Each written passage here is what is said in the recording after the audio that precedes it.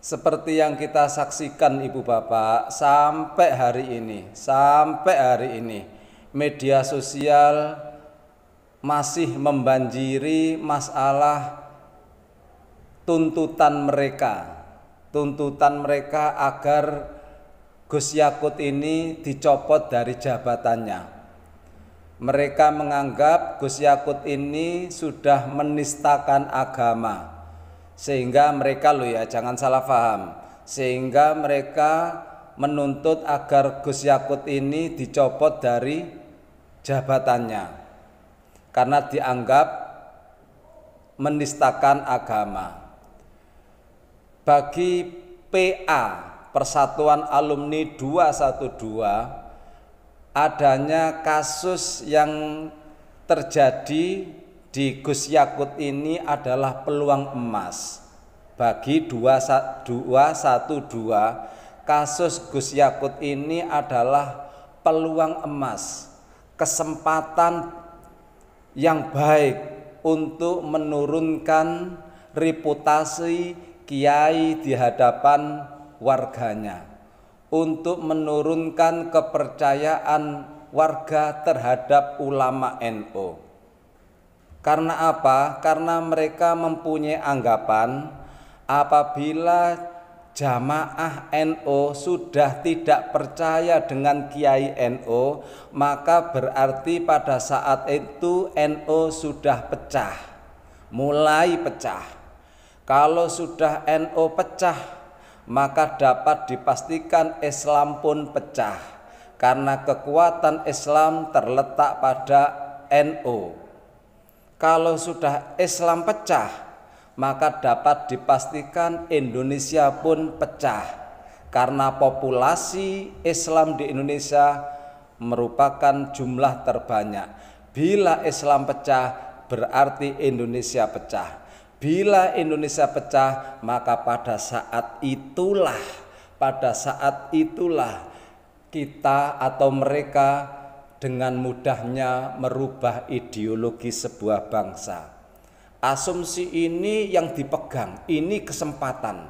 Sehingga tak heran mereka kesana kemari melakukan demonstrasi, mondar-mandir kesana kemari melakukan demonstrasi agar Gus Yakut ini dicopot dari jabatannya, dan pada saat itu warga NU sudah tidak terlalu percaya terhadap ulama NU.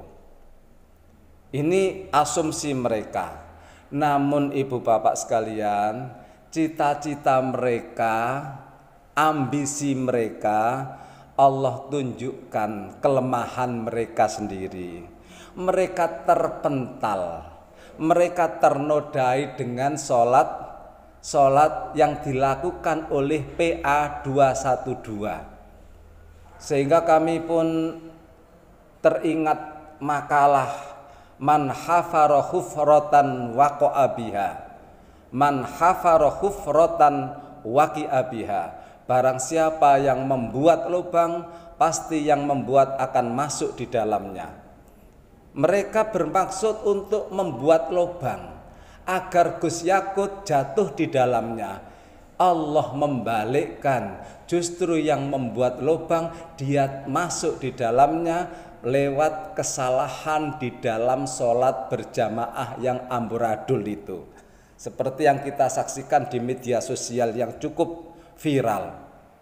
Sholat jamaah amburadul betul.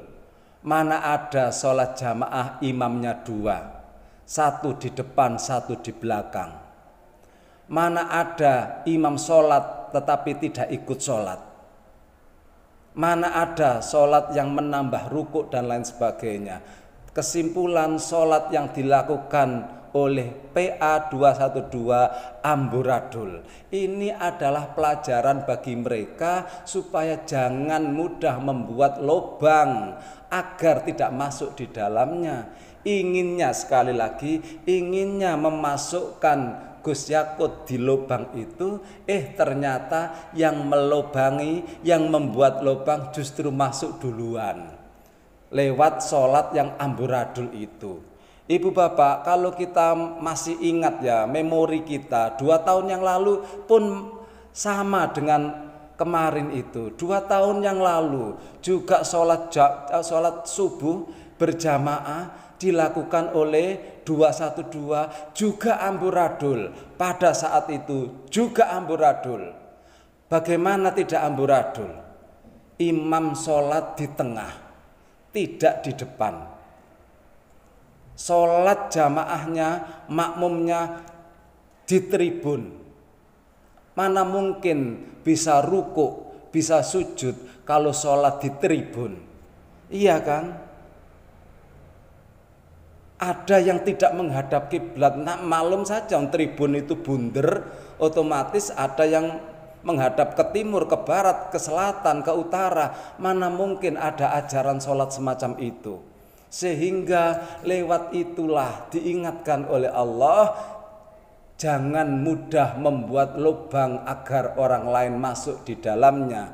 Karena barang siapa yang membuat lubang untuk orang lain, pasti yang bersangkutan akan masuk didahuluinya, akan masuk di dalamnya. Man hafara hufratan waqa'a biha.